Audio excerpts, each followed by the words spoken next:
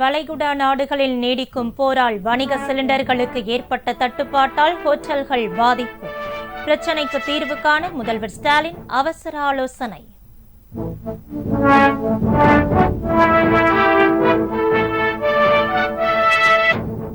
Cylinder பதுக்கல் மற்றும் கள்ளச்சந்தையில் விற்பதை தடுக்க நடவடிக்கை. நாடு முழுவதும் அத்தியாவசிய பொருட்கள் சட்டத்தை அமல்படுத்தியது மத்திய அரசு.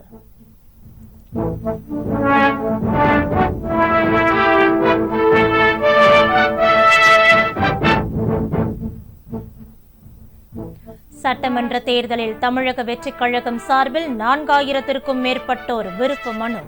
வேட்பாளர்களை தேர்வு செய்ய நேர்காணலை துவக்கினார் விஜய்.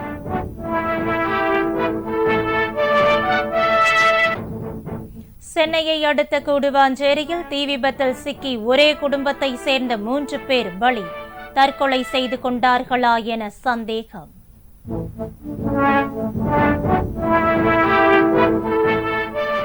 ₹156 கோடி மதிப்பிலான புதிய கட்டிடங்களை காணொலி வாயிலாக திறந்து வைத்தார் முதல்வர் ஸ்டாலின். கோவையில் ஜிடி நாயுடு சிலையும் திறப்பு.